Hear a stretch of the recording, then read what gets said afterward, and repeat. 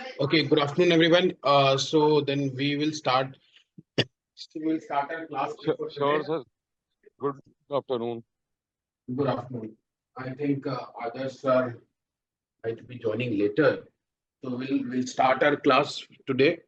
So today's topic of discussion is modes of health intervention. कौन कौन से तरीके हैं जिनसे कि हम health is are the slides visible? Yes, sir. It is visible. Okay, okay. Okay so what are the modes of health intervention मतलब ये है कि हम हेल्थ को ठीक करने के लिए क्या कर सकते हैं और क्या क्या इंटरवेंशंस चल रही हैं।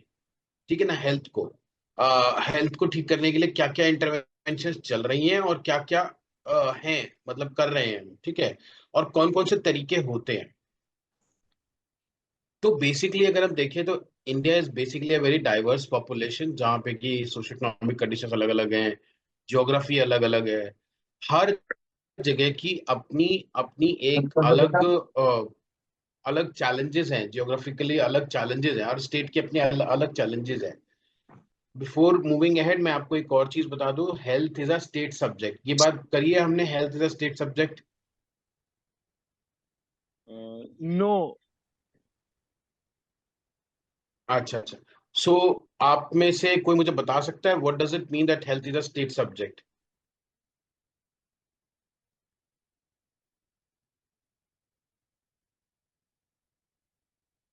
Sir, not surely, but it's like we can check or analyze the health scenarios in state wise because India is a very diverse country okay okay, no no and no no, there are this is not the meaning. No, okay. This is not the meaning.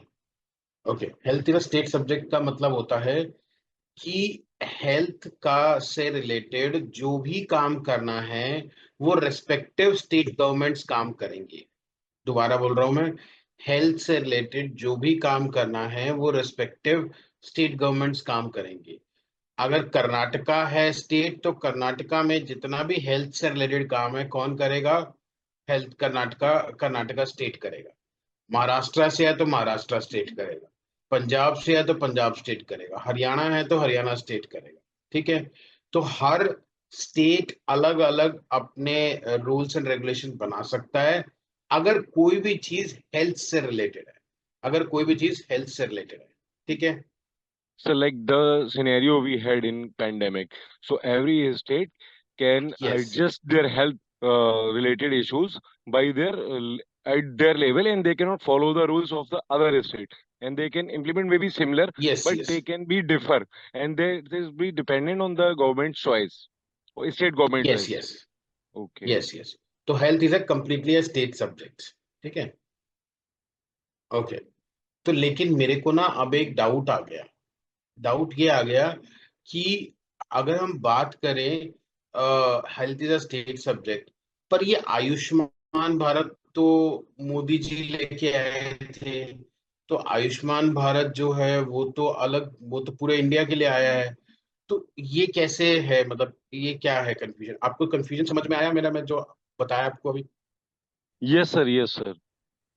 तो आपके दिमाग में आ रही है बात, ये confusion आपके? नहीं sir, exactly this is the point and some other as well. Like जैसे अगर हम बात करें कुछ जो नेशनल लेवल पे हमारे हेल्थ प्रोग्राम्स होते हैं, जैसे पोलियो था और हेपेटाइटिस हम्म बी का जो हम्म वैक्सीनेशन था, hmm so that is also a hmm. Central government's project and the हाँ हाँ हाँ रेस्पॉन्सिबिलिटी हाँ। Of them to make each hmm. And every Indian healthy. तो यस यस। इसके लिए तो ये तो सर कंफ्यूजन, ये तो बड़ा कंफ्यूजन वाली बात हो गई। एक तरफ हम कह रहे हैं yes health is a state subject, और दूसरी तरफ central government, the government of India, the union government, वो काम कर यस रही है इसके लिए। तो कंफ्यूजन यस वाली बात हो गई। या तो मैं गलत बता रहा हूँ, health is a state subject, या फिर ये लोग गलत काम कर रहे हैं। ठीक है। तो how is it? Any So, idea? yeah, I think, sir, in this scenario, every state has to send or submit some kind of health reports to the central government, and they can make a decision on the basis of that, and they can implement few rules that need to be followed in each and every state without any deviation from the central government's policies. Okay okay. This is I can चलो understand. ये इस तरह। Okay fine fine. ठीक है। तो ये I think, sir, actual में इस it's तरह a से नहीं central. है। I think it's a central government schemes. State subject ये है कि central government schemes whether states wanted to implement or not. It's a state subject whether they wanted to implement in state government schemes in their particular states or not. Okay okay, thank you, this is the answer, thank you very much, this is the answer. Basically क्या है, कोई भी government of India, union government, central government कुछ भी बनाती है, अगर कोई भी रूल्स एंड रेगुलेशन हेल्थ से रिलेटेड बनाती है, ठीक है, तो वो बना रूल्स एंड रेगुलेशन तो वो बना सकती है, ठीक है, लेकिन हर स्टेट के पास, इंडिविजुअल स्टेट्स के पास ये राइट है कि वो चाहें तो उस पॉलिसी को इम्प्लीमेंट करें, चाहे तो ना करें। मैं एग्जांपल देता हूं, जैसे आयुष्मान भारत था। आयुष्मान भारत कौन लेके आया? Central government. सेंटर में किसकी गवर्नमेंट है? बीजेपी की। तो ये आयुष्मान भारत वाली स्कीम जो है, उन सारे स्टेट्स में बहुत आसानी से इम्प्लीमेंट हो गई, जहां पे की बीजेपी की सरकार थी। अब जैसे अभी रिसेंट टाइम्स तक भी अगर हम देखें तो उड़ीसा उड़ीसा में बीजू पटनायक, बीजेडी की सरकार थी। तो उससे पहले, मतलब आई थिंक अभी अभी जो ये अप्रैल में जो रिजल्ट्स आए, इससे पहले वहां पर बीजेडी की सरकार थी, और वहां पर अब हो गई है क्या बोलता है, बीजेपी की सरकार। तो जब अप्रैल से पहले वहां पर आयुष्मान भारत नहीं चलता था, और अब क्या खबरें आ रही हैं कि अब क्या खबरें आ रही है, अब ये खबरें आ रही हैं कि भाई जो आयुष्मान भारत नहीं चल रहा था, अब हम यहाँ पे चलाएंगे आयुष्मान। क्यों? क्योंकि बीजेपी है। ऐसी वेस्ट बंगाल सरकार ने, ऐसे दिल्ली सरकार ने क्या किया? आयुष्मान भारत नहीं लेके आए, उसका नाम अलग कर दिया, ठीक है। तो ये कंप्लीटली इनकम्बेंट होता है स्टेट गवर्नमेंट के ऊपर, वो चाहे तो इम्प्लीमेंट करें और चाहे तो ना करें, वो उनके ऊपर है। सरकार, गवर्नमेंट ऑफ इंडिया उन्हें मजबूर नहीं कर सकती है ऐसा कुछ करने के। Are we clear? Yes, sir. Okay, तो अब यहीं पे बात देखते हैं इंडिया, क्योंकि डाइवर्स पॉपुलेशन है। अब देखो, आपने एक और बात बोली थी, कई सारे प्रोग्राम्स और पॉलिसीज हैं, तो वो बस प्लानिंग कर रहे हैं।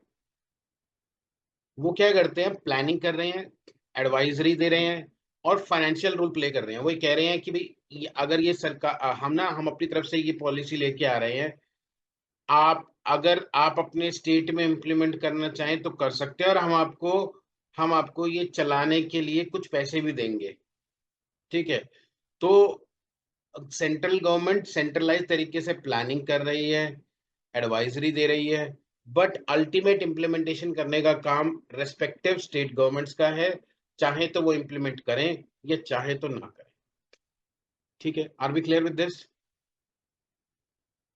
Yes, sir. Yes, okay, sir. We are clear. तो क्योंकि इंडिया एक बहुत ही डाइवर्स कंट्री है, जहाँ पे कि अलग अलग सोशो इकोनॉमिक कंडीशंस वाले लोग, ज्योग्राफी वाले लोग, क्योंकि ज्योग्राफी से ये मेरे दिमाग में आता है, health is a state subject, ठीक है, और हर ज्योग्राफी के अलग अलग अपने हेल्थ चैलेंजेस हैं।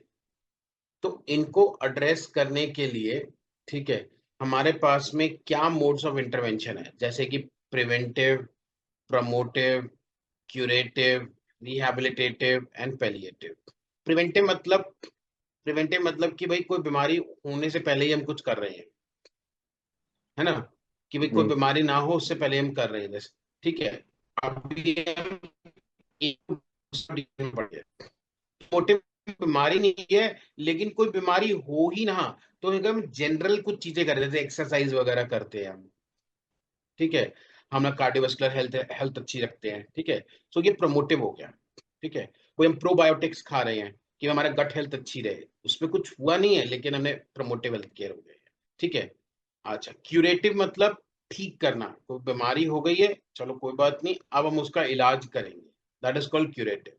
रिहेबिलिटेटिव मतलब कोई बीमारी हो गई है, उसके बाद बीमारी से कुछ शरीर में नुकसान भी हो गया है, अब उस नुकसान को हम कम करने की कोशिश करेंगे। जैसे कोई फ्रैक्चर हो गया है, तो अब क्या होगा, हाथ इतने टाइम तक टेढ़ा, फ्रैक्चर्ड में रहेगा तो टेढ़ा रहेगा, धीरे धीरे करके इसमें मूवमेंट्स लेके आएंगे, रिहेबिलिटेटिव करेंगे, रिहेबिलिटेशन करेंगे। अगर कोई आदमी ड्रग्स ले रहा है, बहुत सारा ड्रग्स ले रहा है, बहुत टाइम से ले रहा है, तो उसको हम क्या करेंगे, धीरे धीरे करके रिहेबिलिटेट करेंगे कि नहीं नहीं ठीक है, धीरे धीरे छोड़ो, आप दवाई को छोड़ो, साइकोलॉजिकली सपोर्ट करेंगे। ठीक है। पैलिएटिव केयर में मतलब क्या होता है कि भाई पेशेंट का पता है अब ये बचेगा है नहीं, बस अब लास्ट में हम उसको क्या है कि भाई वो तड़फ तड़फ के ना मरे।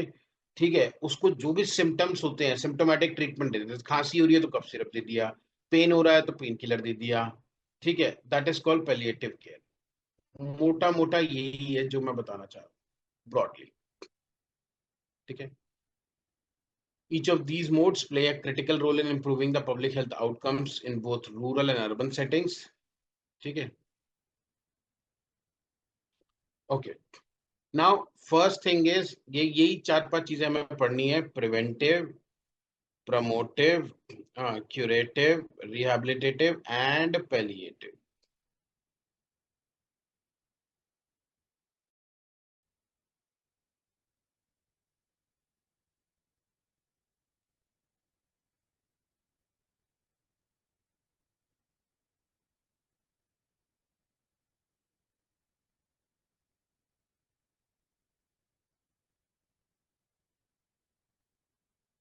ठीक है, now will study. Now, preventive interventions in India focus on preventing the onset of a disease and health condition. हमें क्या करना है, उनको होने से रोकना है कि कोई बीमारी हो ही ना, और कोई भी हेल्थ कंडीशन अगर होती है तो उसको होने से रोकना। इसका एम क्या होता है कि हमारा हेल्थ आउटकम अच्छा हो ओवरऑल पॉपुलेशन में। अब ये भी पर्टिकुलरली 3 तरीके का होता है, primary prevention, secondary prevention and tertiary prevention. Primary prevention, secondary prevention and tertiary prevention. अब हम एक करके इनको देखेंगे, प्राइमरी प्रिवेंशन क्या होता है, सेकेंडरी क्या होता है, टर्शियरी क्या होता है। नाउ प्राइमरी प्रिवेंशन क्या होता है, primary prevention aims to prevent the occurrence of a disease, ये होने से रोकता है। ठीक है, ठीक है, that strategizes the address risk factors at an early stage, कि अर्ली स्टेज पे उन्हें होने से ही रोकता है। अब अगर हम देखें इसके लिए क्या क्या प्रोग्राम्स है हमारे पास में, तो क्या हुआ, यूनिवर्सल इम्यूनाइजेशन प्रोग्राम 1985 में आया था। ये प्रोग्राम इंश्योर करता है कि चिल्ड्रन को D, P, T, polio, tuberculosis, measles की वैक्सीन मिले। ठीक है, जबकि इंडिया को 2014 या 2011 में आई थिंक उनको पोलियो फ्री कर दिया गया था। ठीक है, क्योंकि पोलियो इम्यूनाइजेशन प्रोग्राम चला था। अगर आपको याद हो, डॉक्टर हर्षवर्धन जो हैं, अभी जो हमारे आई थिंक मैंने जो दिल्ली के सीएम कैंडिडेट भी रहे हैं, उन्होंने बहुत फेमसली 1995-96 के आसपास ये चलाना शुरू किया था। One of the largest immunization program globally, this campaign involved administering oral polio vaccine to millions of children under 5, successfully eliminating the disease from India. Pulse polio programme, अगर आपको याद हो, 2 बूंद जिंदगी की, ये उनका पर्सपेक्टिव आता था, क्या नाम है, उसके लिए ब्रांड एम्बेसडर थे अमिताभ बच्चन जी। Yes, sir. ठीक है, Yes, sir. तो बेसिकली क्या है, अक्रेंस ऑफ अ डिजीज जो कि रिस्क फैक्टर्स है उसको रोकने के लिए। अब इसी का मतलब ये जैसे ना प्राइमरी प्रिवेंशन का एक एग्जांपल तो यूनिवर्सल इम्यूनाइजेशन प्रोग्राम हो गया, पल्स पोलियो प्रोग्राम। दूसरा हो गया स्वच्छ भारत मिशन। ठीक है, स्वच्छ भारत मिशन क्या हुआ, 2014 में आया था। इस इनिशिएटिव का एम था to improve sanitization and hygiene practices across India with a focus on ending open defecation, open defecation को कम करने, खत्म करने के लिए। ठीक है, बाय प्रमोटिंग क्लीनलीनेस, इस जो भी हम अगर क्लीनलीनेस को प्रमोट करते हैं तो इससे क्या होता है, बेसिकली इन्फेक्शियस डिजीज कम होने के चांसेस रहते हैं, डायरियल डिजीज कम होने के चांसेस रहते हैं, जो कि बहुत ज्यादा प्रेवलेंट है रूरल एरियाज में। ठीक है, तो इसके अंदर एक एक प्रोग्राम और चल रहा था, that was toilet construction programme, जहाँ पे गवर्नमेंट ये इनिशिएटिव ले रही थी कि कि हम क्या करेंगे, टॉयलेट्स कंस्ट्रक्ट करेंगे ताकि लोग टॉयलेट्स को यूज करें। ठीक है, ये भी क्या आ गया हमारा as a part of our primary prevention. एक और चीज है आयुष्मान भारत। आई थिंक मैंने आयुष्मान भारत पढ़ाया नहीं पढ़ाया मुझे नहीं पता आपको। आयुष्मान भारत के दो आर्म्स हैं, एक है प्रिवेंटिव इन नेचर और एक है क्यूरेटिव इन नेचर। जो प्रिवेंटिव इन नेचर है उसे बोलते हैं हेल्थ एंड वेलनेस सेंटर्स, और जो क्यूरेटिव इन नेचर है उसे बोलते हैं प्रधानमंत्री जन आरोग्य योजना, PMJAY। जो प्रिवेंटिव वाला है वो हम यहाँ देख रहे हैं, these centres aim to provide comprehensive primary health care with a focus on prevention.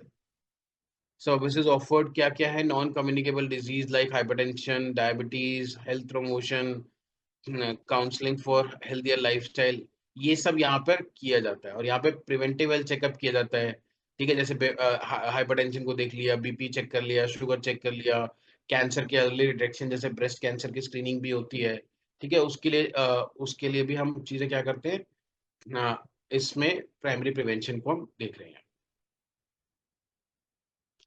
Now the secondary prevention.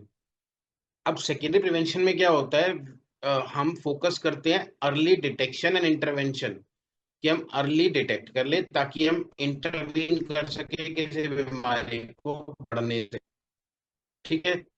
So this initiative focuses on high risk individuals for NCDs which account for large percentage of deaths in India, ठीक है। Early detection community level पे अगर हम करते हैं तो क्या करते हैं, स्क्रीनिंग करते हैं रूरल एरियाज में, वो फर्दर जो है बीमारी को बढ़ने से रोक सकता है, ठीक है। अब कई स्टेट्स क्या करते हैं, फ्री कैंसर स्क्रीनिंग प्रोग्राम्स निकाल के रखते हैं, जैसे oral cancer, cervical cancer, breast cancer, ठीक है। तो इससे क्या होता है, which helps in reduce the mortality. अगर हम अर्ली स्टेज पे उसे आइडेंटिफाई कर लेंगे तो हम उसका इंटरवीन इमीडिएटली करके उसको बीमारी को हम खत्म कर सकते हैं, बढ़ने से रोक सकते हैं, okay. Another thing is routine health screening जो स्कूल्स में करते हैं हम, ठीक है। हम किस चीज की करते हैं कि बच्चों में अनीमिया तो नहीं है, मैल न्यूट्रिशन तो नहीं है, विजन प्रॉब्लम तो नहीं है, तो इन सब के लिए रेगुलरली स्कूल में स्क्रीनिंग की जाती है, जिसके लिए एक प्रोग्राम और भी है, राष्ट्रीय बाल स्वास्थ्य कार्यक्रम, जो क्या काम करता है, जो अर्ली स्क्रीनिंग करता है, इंटरवेंशन करता है बच्चों की देखने के लिए, डिजीज के लिए, डेफिशिएंसी के लिए, डेवलपमेंटल डिलेज के लिए। और the initiative is particularly focused on rural and under privilege children, जो कि रूरल एरियाज में बच्चे हैं और जो अंडर प्रिविलेज्ड है। अंडर प्रिविलेज मतलब जिनके पास बहुत ज्यादा साधन नहीं है, ठीक है। Are we all clear with this, any doubt do we have? Yes, sir. Okay, tertiary prevention, ठीक है। टर्शियरी प्रिवेंशन में क्या है, tertiary prevention focuses on managing established disease to prevent from further deterioration, मतलब डिजीज हो चुकी है, अब क्या है वो फर्दर डिटीरियोरेट ना हो, फर्दर कॉम्प्लिकेट ना हो, उसको उसको प्रोग्रेस होने से रोकने के लिए हम क्या करते हैं, टर्शियरी प्रिवेंशन प्रोग्राम चलाते हैं। जैसे कि क्या है, जैसे कि हमारे इंडिया में बहुत सारा बीपी की बहुत सारी दिक्कतें हैं, डायबिटीज की बहुत दिक्कतें हैं, तो क्या है, हम क्या करेंगे, रेगुलर मॉनिटरिंग करेंगे मेडिकेशंस के साथ में, ठीक है। और मेडिकेशन के साथ में फॉर, ताकि क्या है फर्दर वो बीमारी बढ़े ना, जैसे वो हार्ट अटैक में कन्वर्ट ना हो जाए, स्ट्रोक में कन्वर्ट ना हो जाए, ठीक है, किडनी फेलियर में कन्वर्ट ना हो जाए। तो हॉस्पिटल्स क्या करते हैं, और प्राइमरी हेल्थ केयर भी यही काम करते हैं कि वो ऐसे फॉलो अप रखते हैं क्रोनिक डिसीजेस का, ताकि क्या फर्दर वो कॉम्प्लिकेट ना हो, फर्दर वो कॉम्प्लिकेट ना हो। तो अब कई सारे एनजीओज हैं, गवर्नमेंट प्रोग्राम्स हैं, जो कि इन डायबिटिक पेशेंट्स को एजुकेशन प्रोवाइड करते हैं कि आपका खाने का कैसे रहेगा सिस्टम, दवाइयों का क्या सिस्टम रहेगा, लाइफस्टाइल में क्या क्या चेंजेस करने हैं, ठीक है, ताकि फर्दर कॉम्प्लिकेशंस ना हो। Are we all clear with this?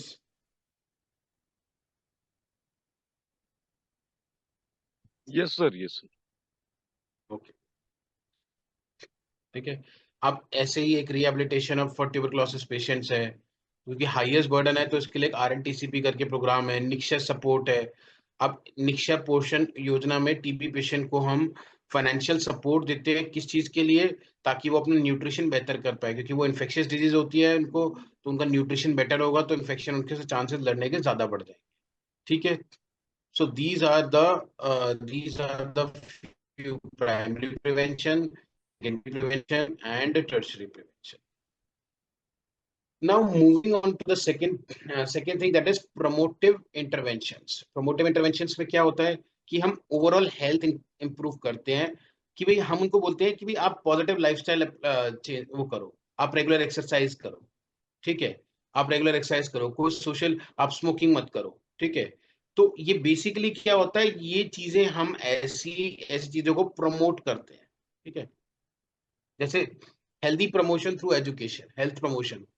So education plays a crucial role in promoting healthier lifestyle in India. Public campaigns and school-based programs are vital to spreading awareness about hygiene, nutrition, and importance of physical activity. कि भाई hygiene कैसे maintain करना है, हाथ कैसे धोना है, ठीक है, खाना कैसा खाना है आपने, ठीक है, फिजिकल एक्टिविटी कितनी रहनी चाहिए आपकी। अगर हम ये बताते हैं, बच्चों को बताते हैं, तो बच्चों की हेल्थ ओवरऑल इंप्रूव होती है। इसमें हम कुछ ऐसा नहीं कर रहे ऐसा नहीं कर रहे कि भाई जिससे कि उसको बीमारी होने से बचा रहे हैं, हम उसको हेल्थियर लाइफस्टाइल अडॉप्ट करने के लिए बोल रहे हैं कि भाई नॉर्मल चीजों में हाथ धो के खाना खाएं, हाथ कैसे धोने हैं, न्यूट्रिशन में क्या क्या चीजें आपको नहीं खानी है और क्या क्या चीजें आपको खानी है, जंक फूड कैसे अवॉइड करना है आपने, क्या क्या क्या क्या जंक फूड में आता है उसको नहीं खाना है, ठीक है। तो अब इसका एग्जाम्पल क्या होगा, जैसे पोषण अभियान, नेशनल न्यूट्रिशन मिशन, ये 2018 में आया था। इसका मेन मकसद ये था कि बच्चों का जो बच्चों और प्रेग्नेंट वुमेन और लैक्टेटिंग मदर्स हैं उनका न्यूट्रिशन इंप्रूव हो, क्योंकि देखो बच्चों का इंप्रूव होगा तो वो उनमें मोर्टेलिटी कम होगी, प्रेग्नेंट वुमेन का होगा तो हेल्दी बच्चा पैदा होगा, ठीक है, और लैक्टेटिंग मदर्स को, क्योंकि बिकॉज उनको अपने बच्चे को फीड कराना है, तो वो जिस तरह का न्यूट्रिशन उनके पास होगा वो ही परकुलेट होकर बच्चों में जाएगा। आई थिंक आपको ये बात अच्छे से पता ही होगी कि पहले 6 महीने, फर्स्ट 6 मंथ्स, हमें सिर्फ मदर फीड देनी चाहिए। फर्स्ट 6 मंथ्स हमें सिर्फ और सिर्फ मदर फीड देनी चाहिए, ठीक है। Are we all clear with this?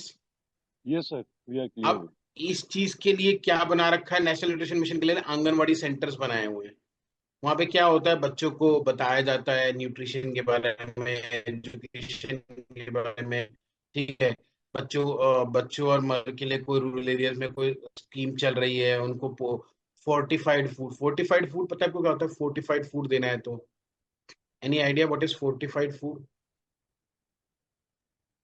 So some kind of the food in which all the nutrition are available, and that could be yes provided yes to the lactating and pregnant women free of yes. cost from the government.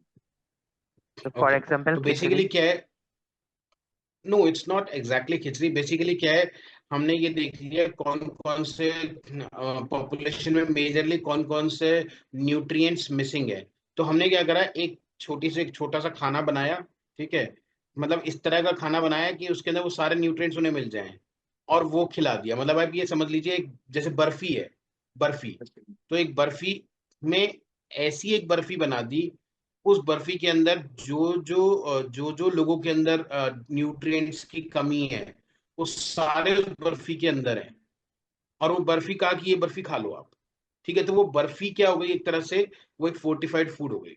आप समझ गए, मेरे imagination आ गया, आपको समझ गए अब क्या हो गया, कि जैसे मैंने क्या करा, एक बर्फी बना दी जिसमें काजू भी है, काजू बादाम मिक्स करके, और अखरोट मिक्स करके, और कुछ जो भी माइक्रो न्यूट्रिएंट्स मिक्स करके उसकी एक बर्फी टाइप बना दी, और ये फोर्टिफाइड फूड है, आप ये खा, और दिन में 2 बार खा लो, सुबह शाम, आपका न्यूट्रिशन पॉइंट ऑफ व्यू से आपके न्यूट्रिएंट्स पूरे रहेंगे, ठीक है। हम इंस्पाइट ऑफ हम इतना सारा खाना दें उनको, उससे बढ़िया है कि एक बर्फी दे दे ताकि उनका न्यूट्रिएंट्स पूरे रहें।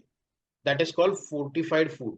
उस फोर्टिफाइड फूड का मतलब उसके अंदर, मतलब इतने से खाने के अंदर सारा बॉडी की जो रिक्वायरमेंट्स है वो पूरी हो रही है। Okay, Yes, sir. Yes, sir. Any doubt that we have? Okay, दूसरा क्या हो गया, No, sir. Sir, योगा और physique. I have just one concern here. Like yes we can, like you have given an example of burfi. we can also take an example like ki, it could be in a powder form, that could be mixed with the Yes, milk it can and be a they can powder eat it. form also. Yes, Basically, to make you understand, that's what I'm saying. yes, Said yes, this, it can be in a powder form also. कि powder form में पानी के अंदर दूध के अंदर mix करके P low. yes, yes, ठीक है, पानी के अंदर मिक्स करके पी लो. दूध अगर किसी के पास नहीं है तो चलो पानी के अंदर मिक्स करके उसे पी जाओ. तो that is also a part of fortified food. एक तरह से वो तो बर्फी एक बताने का तरीका था आपको. ठीक है. कि हमने ऐसा एक फूड बना दिया जिसके अंदर सारे माइक्रो न्यूट्रिएंट्स, सारे न्यूट्रिएंट्स हैं. एक आदमी दिन में अगर 2 बार खाए तो उसका न्यूट्रिशनल पॉइंट ऑफ व्यू से सब कुछ ठीक रहे. क्योंकि ना ये एक सर्वे किया गया था, NIN, that is national institute of nutrition in Hyderabad. Hyderabad में है. ICMR, Indian council of medical research के अंडर 17 सेंटर्स हैं. उसमें से एक सेंटर है national institute of nutrition, Hyderabad में है. जो उन्होंने एक स्टडी किया था, उन्होंने स्टडी में पाया था कि इंडिया के अंदर कितने सारे ऐसे लोग हैं जिनको कि बहुत सारे माइक्रो न्यूट्रिएंट्स डेफिशिएंसी है. कई सारे माइक्रो न्यूट्रिएंट्स उन्होंने आइडेंटिफाई किए थे.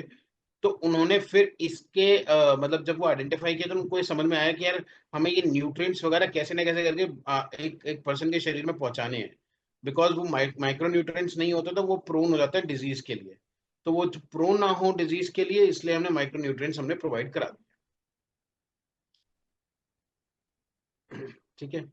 So it can be in a powder form also, it can be in a solid form also, it can be in a liquid form also. कि liquid form में भी हो सकता है. ठीक है. अब लेकिन primarily it would be in the in that form only. ठीक है. Okay. Now the next thing in the secondary in the promotive aspect is the yoga and the physical activity promotion. I think आजकल आपने देखा होगा आयुष को लेकर बहुत सारे लोग बार बार एक ही बात करते रहते हैं. Ayush Ayush, yoga yoga. In fact international yoga day बन गया. जून 21 को इंटरनेशनल योगा डे बन गया है. ठीक है.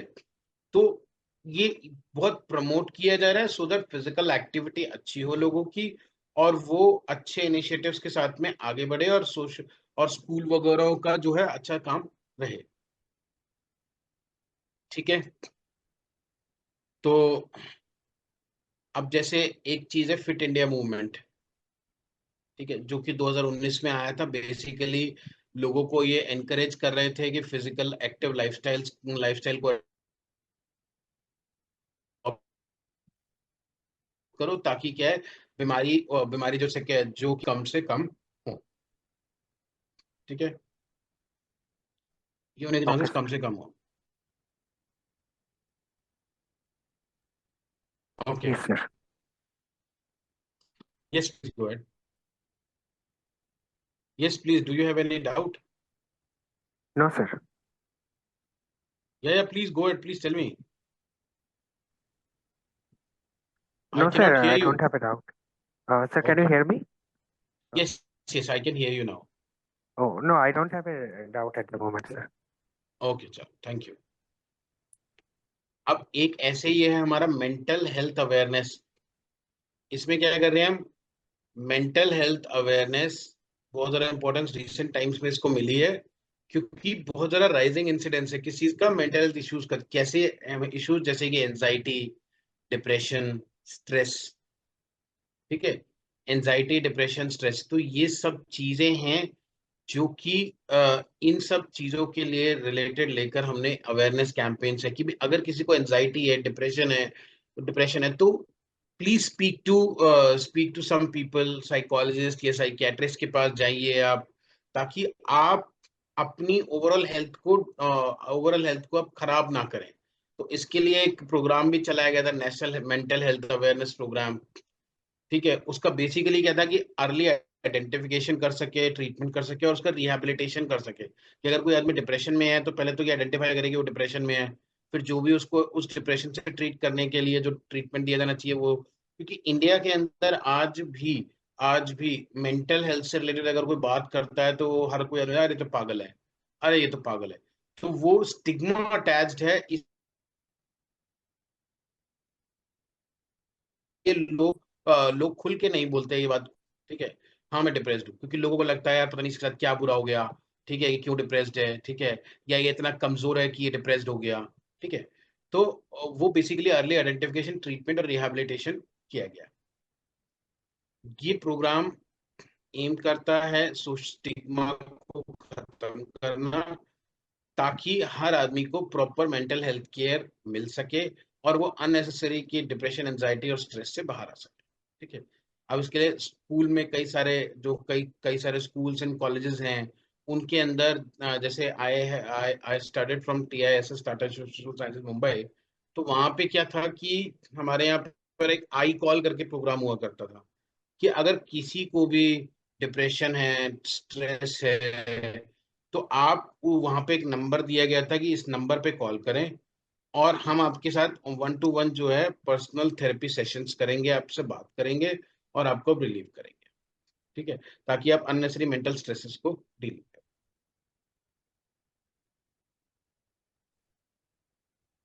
ठीक है। नेक्स्ट है कम्युनिटी बेस्ड हेल्थ प्रमोशन। ये हम पढ़ रहे हैं प्रमोटिव।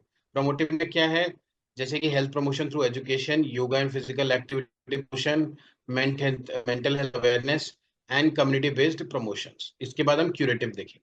तो community health based health promotions में क्या है कि भाई हम रूरल लेवल पर एक्सेस, क्योंकि बहुत ज्यादा कम है, तो हम उसको इम्प्रूव कर रहे हैं, ठीक है। जैसे कि हम जन औषधि केंद्र बना रहे हैं। जन औषधि केंद्र में क्या है, हमारे पास में गवर्नमेंट की जेनेरिक मेडिसिन हैं, ठीक है, जो अफोर्डेबल मेडिकेशंस हैं, वो हम पब्लिक को प्रोवाइड करा रहे हैं, ठीक है, ताकि क्या है वो सस्ती दवाई ले सकें, ठीक है। और अननेसेसरी कोई दवाई की वजह से जो वो ट्रीटमेंट नहीं करा रहे हैं, महंगी दवाई है, या फिर और किसी वजह से अगर क्या है कि उनको फाइनेंशियल बर्डन पड़ रहा है, तो उसको हम क्या कर सकते हैं, उसको हम कम कर सकते हैं। हेल्थ गवर्नमेंट जो है ना फ्रीक्वेंटली हेल्थ कैंप्स लगाती रहती है, जो कि फ्री हेल्थ चेकअप्स देता है, distribute health information, regularly health information, treatment advice, monitoring कैसे करनी है क्रोनिक डिजीजेस की, डायबिटीज और हाइपरटेंशन, ठीक है। सो ये हो गए community based health promotions. Okay. Sir, I have a question. Now या Hello. Please go ahead. ये सर ये जो जन औषधि केंद्र के जो ये जो मेडिसिन है, जो जेनेरिक मेडिसिन है, ये क्या एज इफेक्टिव है जो कि जैसे नॉर्मल फार्मेसीज में मिलते हैं? क्योंकि एक नोशन है पब्लिक अच्छा का कि वो चलिए, उतने इफेक्टिव नहीं है क्योंकि फ्री में मिलते हैं। चलिए ठीक है, मैं आपको इससे रिलेटेड एक चीज बताता हूँ। आई थिंक इसमें हम 10 मिनट लगा सकते हैं और हम इसे समझ सकते हैं। तो पहले तो मुझे ये समझना है कि मतलब what are the two kinds of medicine, क्योंकि जब तक हम ये नहीं समझेंगे कि ब्रांडेड मेडिसिन क्या होता है और जेनेरिक मेडिसिन क्या होता है, तब तक हम ये नहीं समझ पाएंगे कि उसकी क्वालिटी और इफेक्टिवनेस में क्या फर्क पड़ता है, ठीक है। तो पहले हमें ये समझना है व्हाट इज ब्रांडेड ड्रग और generic drug. Anyone who can tell me what is the difference between branded drug and generic drug? Yes, sir. Like actually, I can tell you. Yes.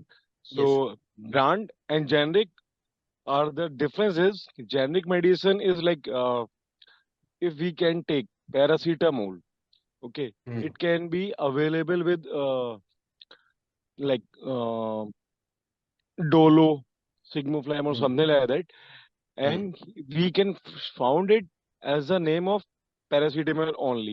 Okay, the salt is paracetamol, and it could be manufactured by any other person in a same composition in accordance with the Indian pharmacopoeia or maybe in any country's pharmacopoeia. Pharmacopoeia is something like a standard book in which we have to follow the guidance how to prepare medication, what would be the quantity in of the medication in the product. So the purpose of preparing medicine is the same, the cost is same, but if I am making a medicine which is like I am getting around 1 rupee, okay, but I have to make a profit of that, so I have to sell it on a higher level. So on higher level I have to do so many things, and I just need to make it attracted to the people, to people can buy, because we know we have the Indian mentality. In the question he has, okay, why people cannot buy that or maybe go with that, because it is free of cost or maybe very much in a minimal range.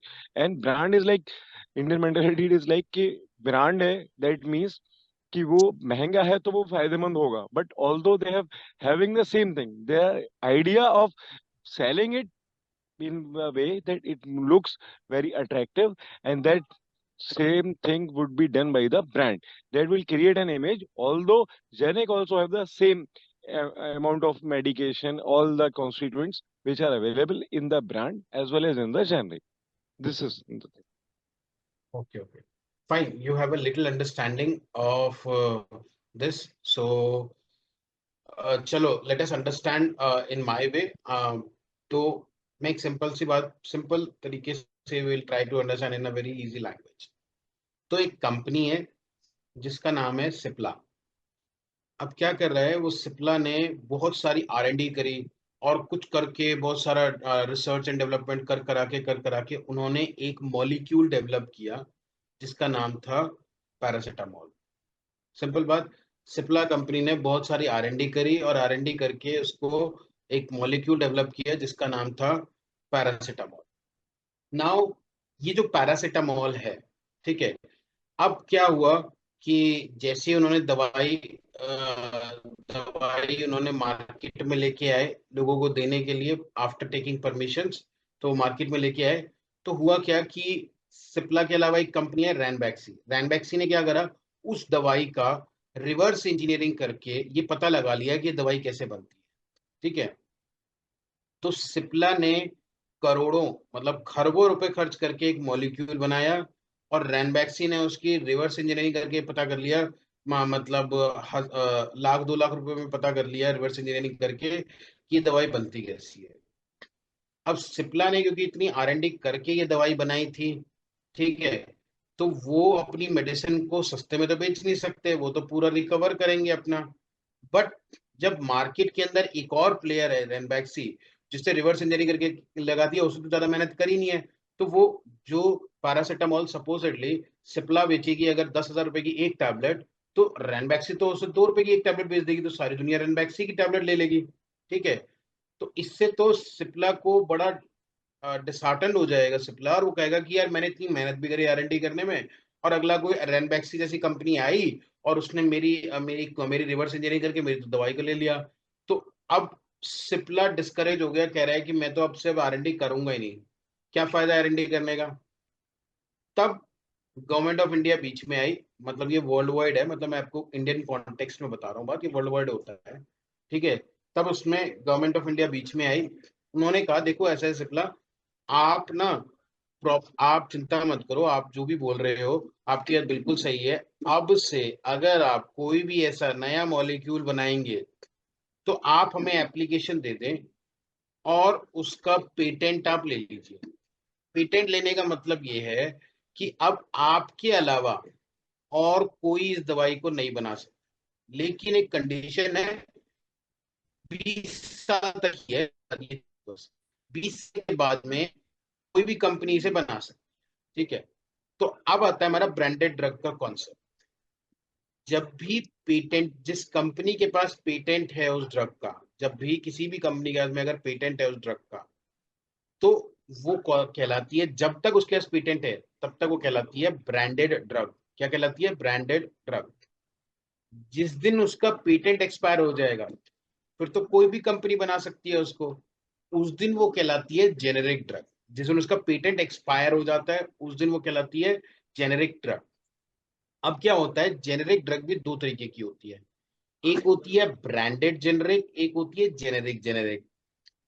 Branded generic मतलब क्या होता है, जब किसी दवाई का patent खत्म हो गया, अब पेटेंट मिला था सिप्ला कंपनी को, अब रैनबैक्सी कंपनी अपने आप में बहुत रिनोन्ड कंपनी है, 500 करोड़ से ज्यादा का टर्नओवर है उनका. ठीक है, तो ऐसी कंपनी जो बड़ी है और जो कि गुड लेबोरेटरी प्रैक्टिसेस फॉलो करती है, ऐसी कंपनी जब पैरासिटामोल, सिप्ला की पेटेंटेड ड्रग मॉलिक्यूल जो था पैरासिटामोल बनाएगी, तो इसको बोलेंगे ब्रांडेड जेनेरिक. और जब मैंने एक कंपनी अपनी छोटी सी खोली, डॉक्टर अमन राज गुप्ता फार्मास्यूटिकल्स, मैंने एक छोटी सी खोली, और वो फार्मास्यूटिकल जो मैंने खोली उसको वो कंपनी जब पैरासिटामोल बना रही है, क्योंकि उसका पेटेंट तो एक्सपायर हो चुका, अब तो कोई भी कंपनी बना सकती है, तो मैंने भी बनाना शुरू कर दिया. तो अमन राज गुप्ता फार्मास्यूटिकल्स, क्योंकि मेरी छोटी मोटी कंपनी है, पता नहीं मैं गुड लेबोरेटरी प्रैक्टिस फॉलो भी करता हूँ नहीं करता हूँ, तो मैं जो दवाई बनाऊंगा दैट इज कॉल्ड जेनेरिक। ठीक है। नाउ जो पेटेंटेड ड्रग थी वो अपने आप में बहुत बड़ी कंपनी थी सिप्ला, तो कोई इशू नहीं था उसको, मतलब वो पेटेंट ले लिया उसने, तो वो अच्छी ड्रग बनाएगी।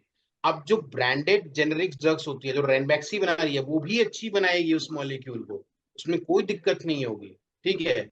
लेकिन जेनेरिक वाली जो होती हैं उसकी, क्योंकि भाई मेरी अपनी छोटी मोटी फार्मेसी की फैक्ट्री है, अब उसमें पता नहीं मैं कैसा बना रहा हूँ कैसा नहीं बना रहा, अगर मैं किसी स्टैंडर्ड्स को फॉलो कर रहा हूँ, गुड लेबोरेटरी प्रैक्टिसेस में फॉलो कर रहा हूँ, तो क्या होगा उस केस में तो मेरी भी अच्छी अच्छी मेडिसिन निकलेंगी, क्योंकि मेरा क्वालिटी चेक उतना स्ट्रांग नहीं है मेरी वाली कंपनी का, इसलिए वो दवाई जो है शायद उतना इसलिए वो दवाई जो है शायद उतनी इफेक्टिव ना हो। लेकिन ब्रांडेड जेनेरिक जो होती हैं वो डेफिनेटली अच्छी होती हैं और वो डेफिनेटली ठीक काम करती हैं। ठीक है। उनमें तो नहीं होता, क्योंकि उनमें क्या है, वो गुड लेबोरेटरी प्रैक्टिसेस फॉलो करते हैं। मेरी कंपनी का पता नहीं मैं फॉलो करता हूँ नहीं करता हूँ। तो ये है। अब आपको ये पूरा अच्छे से समझ में आया what is branded generic, what is generic and what is patented drug. ठीक है। पेटेंटेड ड्रग को ब्रांडेड ड्रग ही बोलते हैं, और जब तक उसका पेटेंट एक्सपायर नहीं होता तब तक वो ब्रांडेड ड्रग ही कहलाती है। जिस दिन उसका पेटेंट खत्म हो गया उस दिन से वो जेनेरिक ड्रग कहलाती है, और वो कोई भी कंपनी बना सकती है। अगर कोई ऐसी कंपनी बनाती है जो कि अच्छा गुड लेबोरेटरी प्रैक्टिसेस फॉलो करती हैं, मतलब उसके यहाँ पे अच्छे अच्छे ड्रग्स, मतलब गुड लेबोरेटरी प्रैक्टिसेस फॉलो करती है, तो वो ब्रांडेड जेनरिक्स कहलाती है। उसकी इफेक्टिविटी, थेरेपेटिक एफिशिएंसी सिप्ला की पैरासीटामोल और रेनबैक्सी की पैरासीटामोल दोनों की इक्वल होगी, there would be no problem in that. But generic generic जैसे मेरी मेरी छोटी सी कंपनी है, 4-5 करोड़ रुपए की करके मैंने एक फैक्ट्री खोली और मैं दवाइयां बना रहा हूँ। ठीक है। पता नहीं मैं गुड लेबोरेटरी प्रैक्टिसेस फॉलो भी करता हूँ नहीं करता हूँ। तो इस इन केसेस में क्या होता है, इन केसेस में थोड़ा इफेक्टिविटी की बात आ सकती है। ठीक है। So are we clear with the concept of generic medicine, branded medicine, generic and branded generics? Yes, sir, absolutely clear. Yes, sir. Yes, sir. But I have a one concern here. Like I Yeah, know please. about this patenting, new drug application, and everything about drugs. So I just want to have a clarity over this. Like one drug was patented by one company, and after 20 years, the patent has been dissolved. So now the new company or maybe the existing company who has initially taken the patent can apply for repatenting, or So a new company apply for the same molecule after 20 years when the no, no, expiration. Okay. no, Okay. no. There is section 3D in the Indian Patent Act.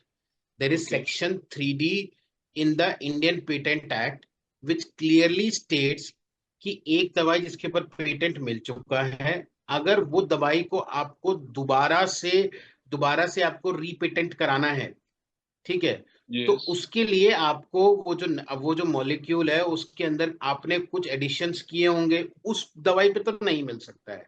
अगर आपको उस दवाई Okay. में आपने कुछ R&D करी है कि भाई पहले ये दवाई की थेरेपेटिक एफिशिएंसी कम थी अब ज्यादा है, जैसे फॉर एन एग्जांपल, जैसे मैं पैरासिटामोल की बात लेता हूँ, तो सिप्ला कंपनी ने 20 साल तक पैरासिटामोल बनाई। अब पैरासिटामोल उन्होंने बना दिया। अब क्या था, पैरासिटामोल बनाने के बाद में क्या था, पैरासिटामोल के साइड इफेक्ट्स थे कि भाई जैसे क्या साइड इफेक्ट्स थे कि भाई खुजली आती है, इचिंग होती है, रैशेज हो जाते हैं, ये साइड इफेक्ट्स हो रहे थे, या लिवर पे इफेक्ट पड़ता है, ये साइड इफेक्ट थे। बट क्या हुआ, ड्यूरिंग दिस 40-20 ईयर्स जो कंपनी है क्या बोलता है, सिप्ला कंपनी ने सिप्ला कंपनी ने ये बात को देखा, समझा, और उन्होंने उस दवाई के अंदर कुछ मॉडिफिकेशंस किए। और मॉडिफिकेशन से ये देखा कि पहले तो 10 साइड इफेक्ट्स थे, अब सिर्फ 2 साइड इफेक्ट्स रह गए हैं उस दवाई के। समझे आप?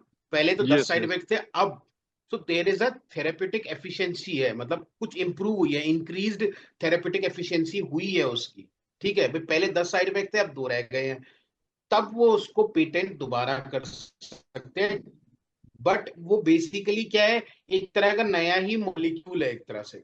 कि भाई वो उसके साइड इफेक्ट्स कम है, या फिर उसका जैसे क्या है, कोई दवाई है, पहले तो chances of survival of cancer in that from that particular drug was 20%, और अब वो बढ़ के हो गया 90%। ठीक है, तो अगर ऐसा कुछ थेरेपेटिक एफिशिएंसी इंक्रीज हो रही है तो उस केस में उसको पेटेंट दोबारा से दिया जा सकता Okay, sir, I है। have an protection example 3 here. I have an example here. Minoxidil was initially indicated for cardiovascular disease. Okay, and hair growth was a side effect of that. So in that case, if one company has taken the patenting for cardiovascular disease, okay, and in between another company came and would ask like it has updated their indication from cardiovascular to hair growth. Okay, and nowadays it's widely spread and well proven as a health growth drug. सो अगर ऐसा कोई scenario in future आता है, तो अगर एक company ने कोई मॉलिक्यूल बनाया वो उसके लिए इफेक्टिव नहीं है, but it is providing another health benefit और बेनिफिशियल इफेक्ट, तो उस सिनेरियो में भी पेटेंटिंग अप्लाई कर सकती है दूसरी कंपनी? देखिए, ये पर्टिकुलर चीज के लिए मुझे नहीं पता है कि उस पर्टिकुलर सिनेरियो में क्या कर सकती है। मुझे ये ओके, एक्ट एक बार दोबारा से इन डिटेल पढ़ना पड़ेगा। मैं मेडिको लीगल पढ़ाता हूँ, तो मैं एक्ट्स ओके, पढ़ता रहता हूँ। ठीक है, ओके, तो मेरे को ये एक्ट को दोबारा से पढ़ना पड़ेगा, उसकी फाइन लाइंस को मुझे देखना पड़ेगा। ठीक है, ओके, तो उसमें पता चलेगा। जहां तक मेरी अंडरस्टैंडिंग बोलती है, तो इस केस में वो पेटेंट ऑफिस में एप्लीकेशन डालेंगे। अब ये पेटेंट ऑफिस का काम है कि उनको देना है या नहीं देना है। ठीक है, ओके, ये इसका ओके, चेन्नई में इसका ऑफिस है, चेन्नई में इसका ऑफिस है जो कि मतलब पेटेंट देता है। Okay. So can you suggest that medical legal books that could be best for one? Sir मेरे लेक्चर्स होते रहते हैं, आपको मैं बता दूंगा जब भी होंगे। ठीक है, okay, okay, okay sir, okay sir. चलिए। So are we all clear with this fact of branded medicine, branded drug, generic drug, branded generics and generic generics? Yes sir. ठीक है, कोई डाउट? No sir.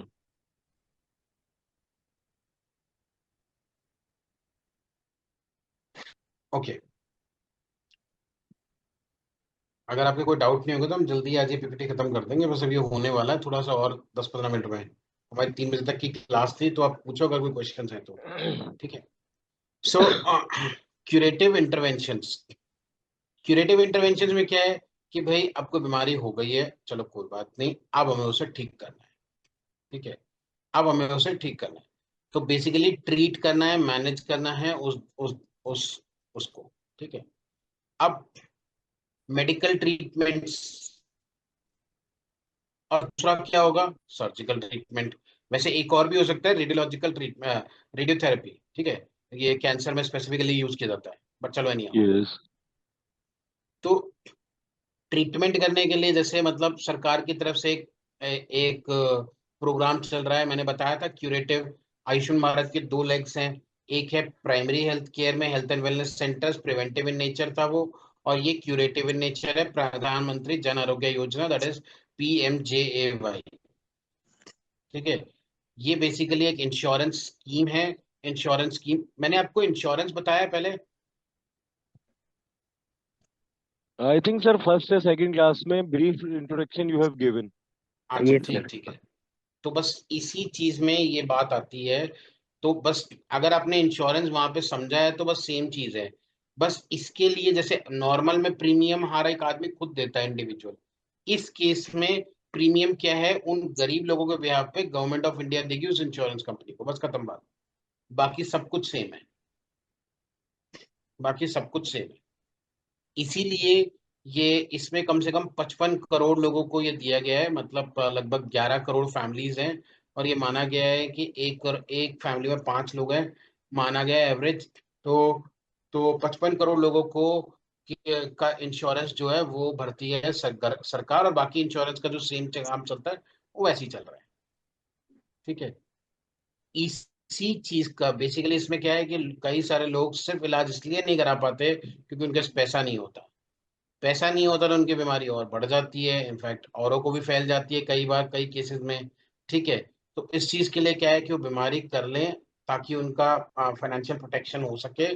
तो ये एक insurance scheme चलाई गई। ये क्या है, एक एग्जाम्पल है मेडिकल ट्रीटमेंट का, ठीक है।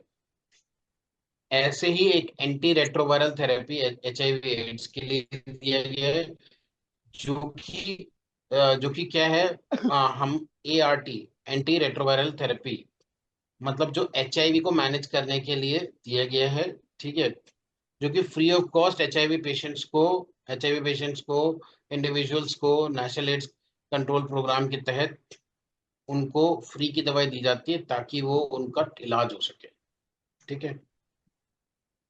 सर ऐसे ही ये सर्जिकल, यस। ये सर ये जो क्यूरेटिव इंटरवेंशन है, is it comes under treasury health care? Is it comes under, it comes under what? Treasury health care. No no sir मैंने आपको आई थिंक बताया था, क्यूरेटिव तो प्राइमरी भी हो सकता है। जी।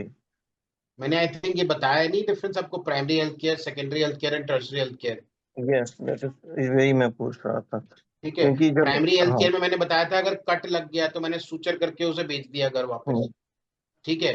तो सूचरिंग क्या है, is a kind of a surgical treatment, okay. ताकि उसका ठीक हो सके वो। तो क्यूरेटिव ही तो हुआ वो, प्राइमरी में भी क्यूरेटिव हो सकता है, प्राइमरी में प्रिवेंटिव भी हो सकता है, क्यूरेटिव भी हो सकता है, प्रमोटिव भी हो सकता है, रिहेबिलिटेटिव भी हो सकता है, चारों हो सकते हैं। ओके, इनफैक्ट ठीक। सब में ही, primary health care, secondary health care में भी चारों हो सकते हैं, और टर्शरी हेल्थ केयर में भी चारों हो सकते हैं, ठीक। जी। ठीक है। ओके।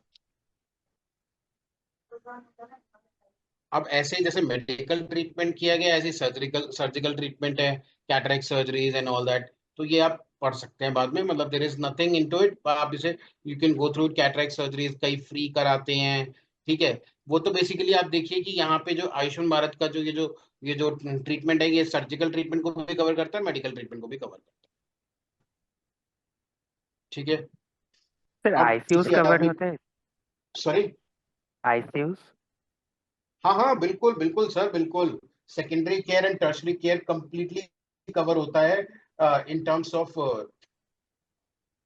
क्या, मतलब curative, secondary and tertiary care completely cover होता है, अगर चाहे पेशेंट वार्ड में एडमिटेड है, चाहे पेशेंट ICU में एडमिटेड है, कहीं पर भी एडमिटेड से फर्क नहीं पड़ता है, उसको पूरा इलाज का पैसा कौन देगा, आयुष्मान भारत देगा। ओके सर, एक्चुअली जैसे कि एक रीसेंट एग्जांपल है, जैसे मेरे एक फ्रेंड के फादर, उनको कैंसर हुआ था, तो उनको इसोफेगेक्टोमी ऑपरेशन हुआ है टाटा मेडिकल सेंटर में कोलकाता में। ठीक है, तो ठीक ठीक है। तो उसके बाद वो 2 दिन तक एचडीयू में वहाँ पे थे। और एचडीयू से फिर उनको कल परसों सुबह पोस्ट ऑपरेटिव निमोनिया हो गया, तभी वो आईसीयू में एडमिट है।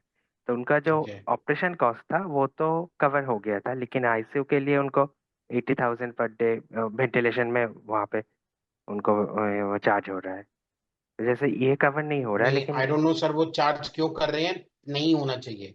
ये हो सकता है कि उनका कवर शायद खत्म हो गया हो, 5 लाख का कवर खत्म हो गया उनका, ठीक है, हाँ हाँ, तो वो इसलिए तो पैसे खत्म देने हो पड़ रहे हो, गया। बट टेक्निकली देने पड़ते हैं। हाँ तो वो खत्म हो गया तब तो आपको जीप से देना ही पड़ेगा इस केस में। अच्छा 5 लाख अच्छा। तक का ही तो ट्रीटमेंट देते हैं वो, उसके ऊपर तो आप ही को देना पड़ेगा, तो वो इसलिए उसमें रहेगा इस तरह से। अच्छा। ठीक,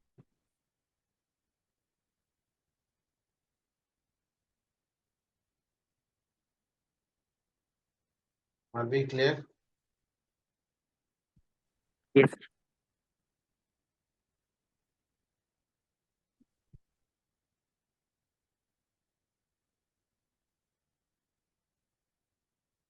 ओके। अभी क्या है, post stroke rehabilitation. Post stroke rehabilitation मतलब कि भाई स्ट्रोक हो गया, स्ट्रोक आपको आई थिंक पता होगा, that is called cardiovascular accidents, ठीक है, CVA।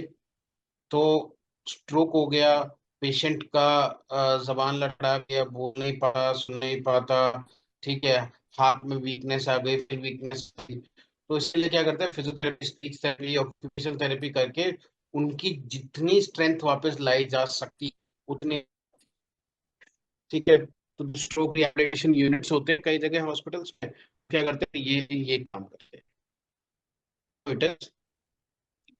अब से हमारे पास है पैलिएटिव इंटरवेंशन, ठीक है। पैलिएटिव इंटरवेंशन में मैंने आपको पहले भी बताया, पैलिएटिव इंटरवेंशन में पैलिएशन होती है। पैलिएशन मतलब कि जो भी सिम्टोमेटिक ट्रीटमेंट है वो पेशेंट्स को दिया जाता है। जो भी सिम्टोमेटिक ट्रीटमेंट है वो दिया जाता है कि भाई अब बस मरना तो है ही, बस उसकी सफरिंग कम हो जाए, उसकी सफरिंग कम हो जाए। खांसी हो रही है, खांसी से पेट में दर्द हो रहा है, सर में दर्द हो रहा है, खांसते हैं, वो एक खांसी की दवाई दे दी।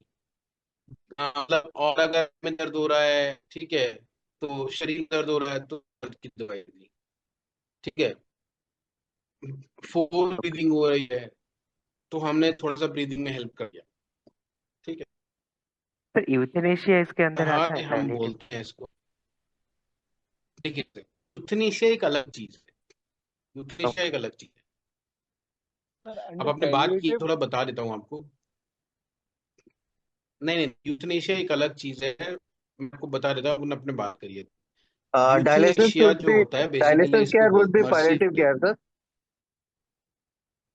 No not always, not always. Dialysis can be curative, Yes, curative sir. नहीं होगा, खैर वो रिहैबिलिटेटिव हो। Okay.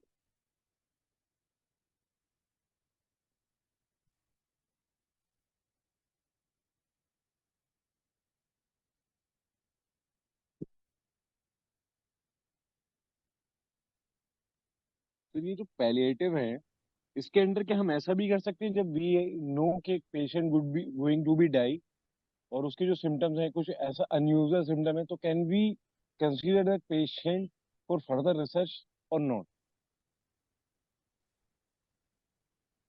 तो मैं Yes, you are audible now that your screen is stopped.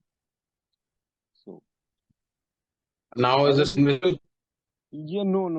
As of now, it's not visible.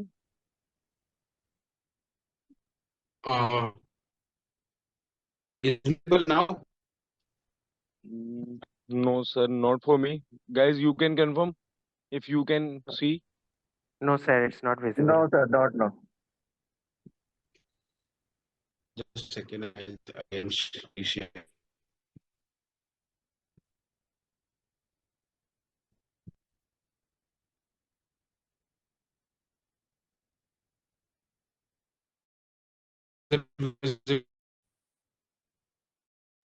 No, sir, not yet.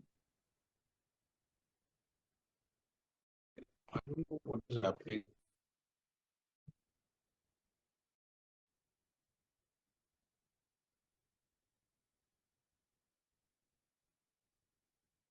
Just give me 2 minutes. I'll just reconnect again. I think मैं जरा Okay, reconnect कर take your लूँगा। time, take your time. No okay worries. Sir, okay sir.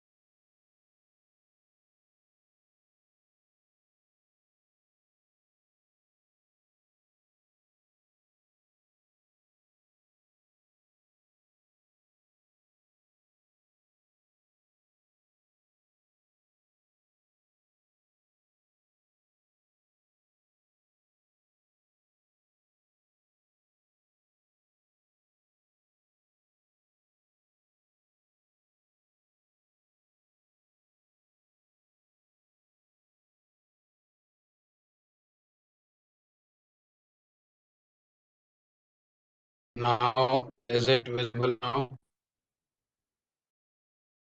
Not yet, sir.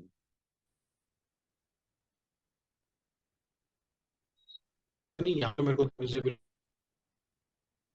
Uh, no, sir, it is not visible from your end to me.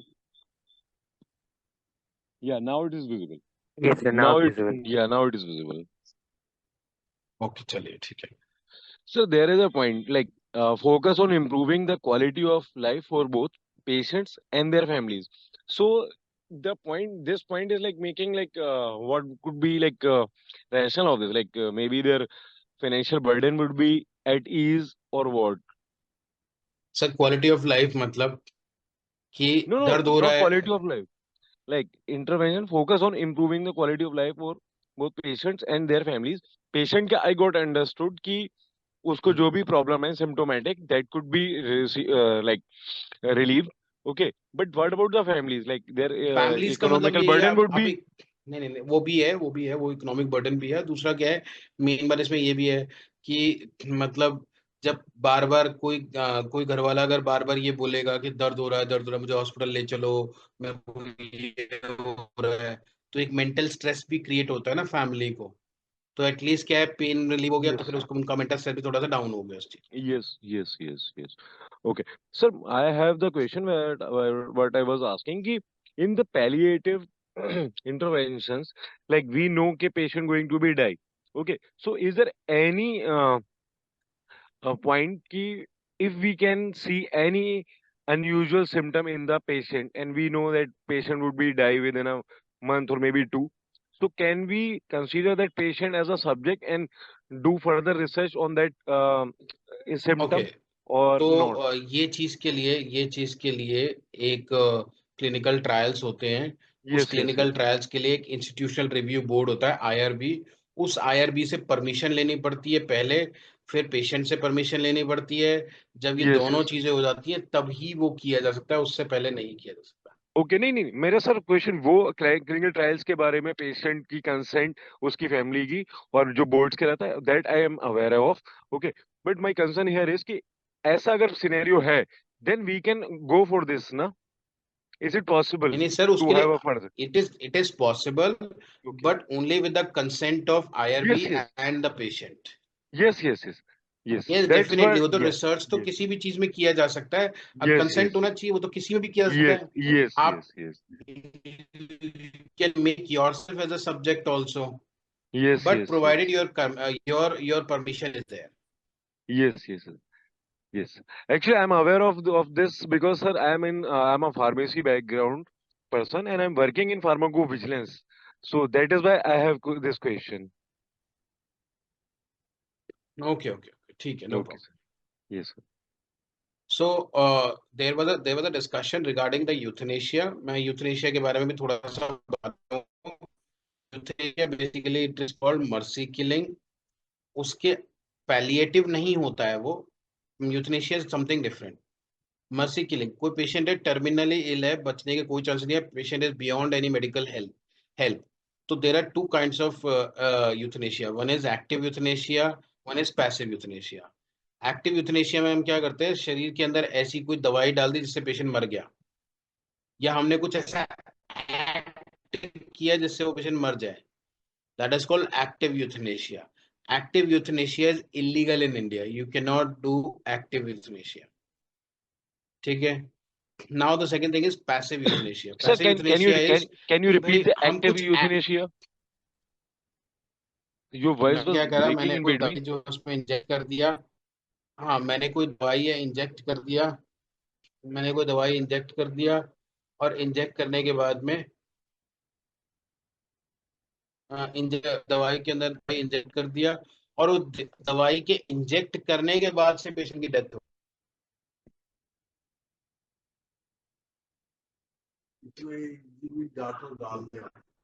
सो जो हम उसमें वो कर रहे हैं, जो हम इसके अंदर जो हम इंजेक्ट कर रहे हैं ड्रग को, इंजेक्ट कर रहे हैं ड्रग को, वो ड्रग की वजह से जो पेशेंट की डेथ हो जाती है उसको बोलते हैं पैसिव यूथनेशिया में। है कि पैसिव मतलब हम कुछ एक्टिवली नहीं कर रहे हैं, हम कुछ एक्टिवली नहीं कर रहे हैं, हम पैसिवली मतलब पेशेंट को जैसे हालत उसकी बहुत खराब है, अब उसको नॉरेड जैसी दवाई देनी पड़ेगी, तो उसकी शायद बचने के चांसेस हो सकते हैं या वो स्टेबल हो सकता है, नॉरेड की दवाई देनी पड़ेगी। तो उस केस में हम क्या कर रहे हैं, हम नॉरेड की दवाई नहीं दे रहे हैं, that is called passive euthanasia. भी तीन तरह की चीजें, एक होता है विड्रॉल, एक होता है विदहोल्डिंग, और डीएनएआर। विड्रॉल मतलब जैसे हम 2 mg 4 mg नॉरेड दे रहे हैं और हमने अब देना बंद किया है, that is called withdrawing of treatment. Withholding of the treatment 4 mg नॉरेड की, पर हम दे ही नहीं रहे हैं उसको, that is withholding the treatment. DNAR मतलब डू नॉट अटेम्प्ट मतलब कि हम अटेम्प्ट भी नहीं कर रहे हैं कि मतलब रेसिटेट करने का, तो basically it is a part of with holding the treatment. ठीक है, ये पैलिएटिव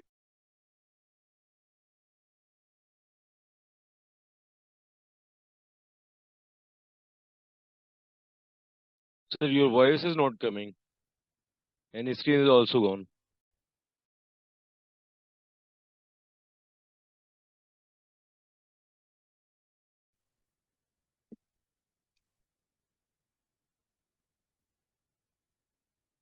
मैं Audible now?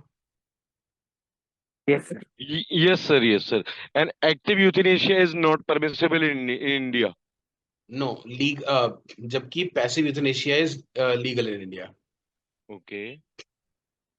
And it is legal in other countries as well, or maybe it is illegal in other countries as well. Active euthanasia. ये अलग अलग countries के अलग अलग लॉज हैं, कई जगह एक्टिव यूथनेशिया इलीगल है, ठीक है, Yes. But in India it is illegal. Okay. Okay.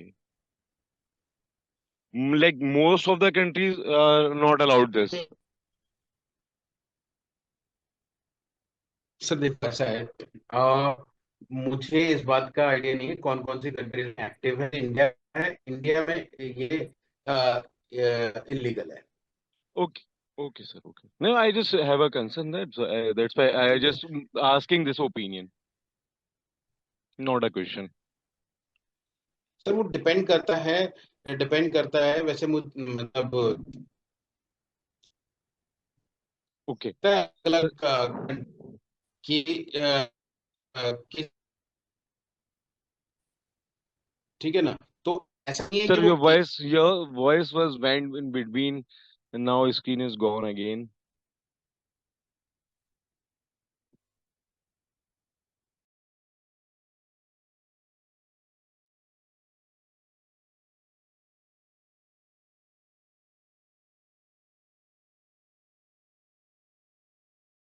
That is having some issues with his internet. Oh, Might be he's facing some issues with his internet connection. yes, I don't know what is happening with the internet, and it is again coming and going back. So I'll just share the. Can you listen to me now? Yeah, I can listen to you, and your screen is booting. It could be, yeah, it is visible now. Yeah. Hmm. So, sir, you were talking about that passive euthanasia as well, because due to the breakage in your voice, I could not understand it properly. So, can you please repeat that point again? So active euthanasia is illegal in India, but passive euthanasia is legal. Okay. Passive, what comes under this passive euthanasia, sir? Any medication NORAD given for betterment of the disease, and what was the next one after that? So there are two things. There is one is called withdrawal of the treatment, one is called withholding of the treatment. In withdrawal of the treatment किसी patient को हम दे रहे हैं कोई treatment, ठीक है, कि ताकि वो जिंदा रहे, लेकिन अब हमने क्या करा, वो ट्रीटमेंट देना बंद कर दिया, हमने वो ट्रीटमेंट देना बंद कर दिया, that is called withdrawal of the treatment. Now withholding the treatment मतलब किसी पेशेंट को जरूरत पड़ी पड़ी कि इसको ये दवाई दी देनी चाहिए वरना ये मर जाएगा, हमने वो दवाई नहीं दी, that is called withholding of the treatment. Okay. So, patient was treated with a medicine and it was not given, then it could be withdrawal and नहीं नहीं, इट इज विदहोल्डिंग, कि वो जो देना था वो नहीं दिया और जो दे रहे थे उसे रोक दिया, that is called withdrawal. okay, withholding means hold कर लिया, विदहोल्ड कर लिया, रोक लिया okay. कि देना दे ही नहीं रहे हम उसको वो। Sir, तो विड्रॉल basically मतलब the कि हम जो दे रहे थे अब वो भी देना बंद कर दिया। okay, so basically withhold में भी कंडीशन तो सिमिलर होगी ना सर, कि ट्रीटमेंट जो हमें देना था वो हमने स्टॉप कर दिया, और विड्रॉल का नहीं मतलब वो स्टॉप हमने नहीं करा, मतलब हमने दिया ही नहीं वो ट्रीटमेंट। विड्रॉवल में क्या है कि हम दे रहे थे पहले वो ट्रीटमेंट, अब वो देना बंद कर दिया हमने। ओके नॉरेट चल रहा था, नॉरेट ओके ऑन फ्लो था, अब हमने नॉरेट देना ही बंद कर दिया। Okay, like treatment was ongoing initially and after that it is stopped, that is withdrawal, and withhold की treatment required था, that was not given. हाँ वो दिया ही नहीं, that is called withholding, withhold कर लिया। ओके ओके ठीक है। So palliative treatment is basically symptomatic treatment, ठीक है, ताकि क्या है, पेशेंट जो है टर्मिनली इल पेशेंट है, वो पेशेंट जो है उसको ज्यादा दिक्कत ना हो। जब हम आउट ऑफ ट्रीटमेंट हो जाते हैं तो पैलिएटिव ट्रीटमेंट दिया जाता है कि भाई ताकि इसको लाइफ जो है, जितनी भी लाइफ उसकी बची है वो आराम से कटे, उसमें दर्द परेशानी में ज्यादा ना कटे। Okay sir. Okay are we clear? Sir, such as putting on ventilator like that. Such as putting on ventilator, that can be, but I don't think so. It is a palliative treatment. It is basically Basically, sir, ये तो normally एक brain death mode of and such treatment. other case, such case they are putting in ventilator, sir but there is no वो hope एक to अलग be चीज है, survived. Palliative treatment में patient, हाँ वो ठीक है, वो दैट इज पैलिएटिव ट्रीटमेंट नहीं बोलूंगा मैं उसमें, क्योंकि पेशेंट तो ऑलरेडी Okay, अनकॉन्शियस है, उसको तो okay, सफरिंग का कुछ पता ही नहीं है उसको। जैसे sure, खांसी हो okay, रही है, ठीक है, जी, और पेशेंट का उस खांसी का इलाज नहीं है क्योंकि उसे लंग कैंसर हो चुका है, खांसी का कोई इलाज नहीं है, इतनी ज्यादा फैल चुकी है, पर हम क्या है, दवाई देके उसको खांसी ना हो उसका ये देख लेते हैं, okay, sir, ठीक है। जी, और कोई मतलब कहीं शरीर में दर्द हो रहा है तो दर्द के लिए दवाई दे दी, बस that's it, symptomatic treatment. okay, okay, ठीक है। पेन मैनेजमेंट क्लिनिक्स, मतलब कई सारे पेन मैनेजमेंट के क्लिनिक होते हैं जहाँ पे कि आर्थराइटिस का पेन है, न्यूरोलॉजिकल पेन है, कैंसर का पेन है, तो उसको हम मैनेज करते हैं बस, ठीक है। So this is what we have understood about the modes of health interventions, ठीक है। Do we have any doubt that we can discuss?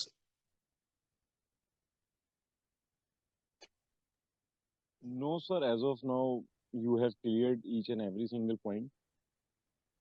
Just one concern, sir. Like in last classes, I requested you to share these PPTs. I think you must forgot that. So मैं will अभी you कर share? देता हूँ। Yeah. Hold on, मैं अभी साथ साथ कर देता हूँ, मैं भूल जाऊंगा, अदरवाइज मैं फिर भी भूल Sure, जाऊंगा sure, sure. मैं साथ साथ कर देता हूँ। आपका एमपीएच Sure. वाला ग्रुप है ये? Yes, yes, yes. एमपीएच वाला ग्रुप है ये? Yes, yes. Sir please share on the just, MHA group as well. अच्छा ये sir, आप आपस में ही कर लेना, मैं एक जगह कर देता हूँ, आप जी आपस में sir, देख ओके लीजिएगा। Okay sir, okay okay, sir. Sure, sure. Thank you और so मैं much, आपको sir. ये बता दूं, ये पीपीटीज वगैरह तो चलो ठीक है, ये तो आजकल रेडिली अवेलेबल होती हैं, कहीं पे भी देख सकते हो। It is all about understanding कि आपको समझ में आ रहा है कि नहीं आ रहा, that is Yes, more important to yes, me. sir.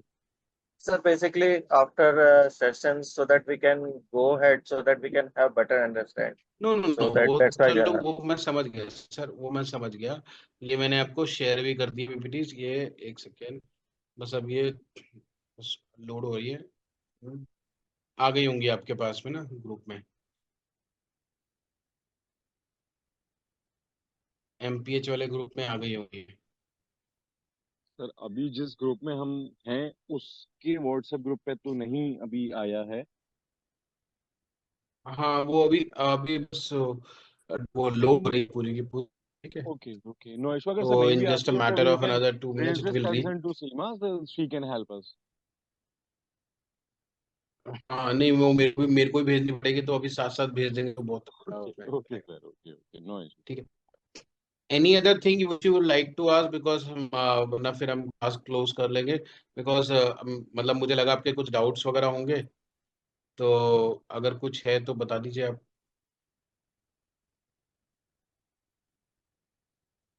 Sir anti retroviral therapy को एक बार थोड़ा सा ब्रीफ करेंगे एक बार, थोड़ा सा।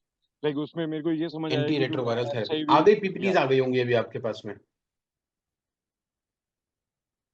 Just second. आ गई आपको yes sir, yes sir, yes sir, it is received, is it received.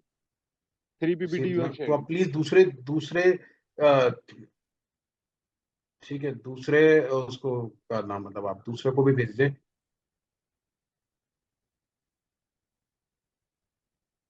Yes sir, I will connect with हाँ him जी, to get the PPT. Sorry. No, no, sir, he just saying this कि he will forward these PPTs to other groups. Okay okay,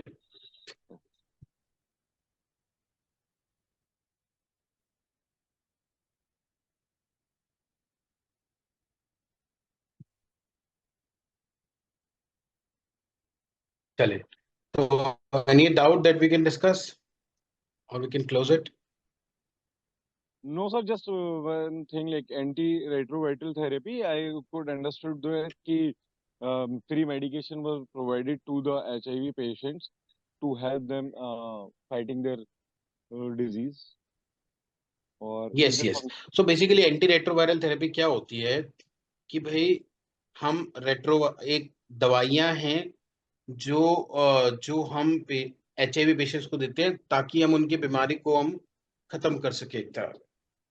okay क्या हम उसको retroviral मतलब basically ads में होता क्या है, एड्स में हमें इन्फेक्शन के भी चांसेस हो जाते हैं, और दूसरी बात जो HIV वायरस है उसको हम मैनेज कर सके, ठीक है, उसको हम मैनेज कर सके, प्रोग्रेस होने से बचा सके। एक बात मैं आपको और बता दूं, कोई भी पेशेंट कभी भी एड्स की वजह से मरता नहीं है, कोई भी पेशेंट कभी भी एड्स की वजह से नहीं मरता है, ठीक है। Okay okay basically he dies of वो मरता है क्योंकि अदर इन्फेक्शंस की एड्स की वजह वजह से। से उसकी इन्फेक्शन हो जाते हैं, उसको उस वजह से मरता है, यस ठीक है। यस तो यस बेसिकली ये दवाइयां हैं जो कि एड्स वाले पेशेंट को दी जाती है, सिंपल तरीके से समझ। Okay. So basically, sir, in antiretroviral therapy, we can deteriorate the condition progression due to HIV virus. Sorry दोबारा बताइए, मैं सुन Sir, नहीं पाया। yeah, no, it's okay. I'm repeating this. Sir, antiretroviral therapy is something which can deteriorate the disease progression due to HIV virus. Basically Is it? इसका purpose ये होता है, इसका पर्पस क्या होता है एआरटी का, ताकि हम अमाउंट ऑफ एचआईवी को ब्लड में कम कर दें, ठीक है, Okay, जो कि okay, अनडिटेक्टिव लेवल्स में हो, ठीक है, और हम अब और क्या है, और हम अपना जो इम्यून फंक्शंस हैं उनको रिस्टोर कर सके, और okay, अगर ये हो जाएगा तो ऑटोमेटिकली एचआईवी रिलेटेड कॉम्प्लिकेशंस और ट्रांसमिशंस कम, ये है इसका बेसिक पर्पस। अगर मैं बात okay, okay, तो सिंपल बात, हमें एचआईवी का अमाउंट कम करना है ब्लड से, ठीक है, जब वो कम होगा तो ऑटोमेटिकली हमारा इम्यून फंक्शंस इंप्रूव होगा, ऑटोमेटिकली हमारी एचआईवी रिलेटेड कॉम्प्लिकेशन, एचआईवी के साथ टीबी हो जाए तो टीबी ना हो, ठीक है, और okay. टीबी जो हो जाएगा तो उससे जो जो दिक्कत होगी वो ना हो, ठीक है, तो ये है Yeah. उसका बेसिक पर्पस, Okay. ये है। Okay, okay. So basically, antiretroviral therapies are given to help the people who are suffering with HIV and to stop the stimulation of the virus to spread among the body. उसका जितना minimal कर सकते हैं। मतलब basically virus का load कम करने के लिए Yes, होता है, yes, वायरस का yes, लोड कम करने के लिए होता है, yes, yes. जिससे कि क्या है, एचआईवी रिलेटेड कॉम्प्लिकेशंस ना हो। Okay, okay, okay. Got it. And patient can maintain the basic or nominal health of him and could not हाँ, थोड़ा basically the ऑब्वियसली जब वायरस नहीं होगा तो फिर रहेगा। basically antiretroviral therapy are helpful in restoring the immunity of the patient. जो affect हुई है वो हुई है, बट हम कितनी ज्यादा मैक्सिमम, अगर 100% इफेक्ट हुई है तो हम उसे ट्राई करेंगे कि वो 100 से हम कितना ज्यादा कम उसको कर सकते हैं। So for that purpose come we कर हैव टू सकते हैं, गिव बस द बस बस। Antiretroviral therapy. ओके ठीक, बिल्कुल बिल्कुल,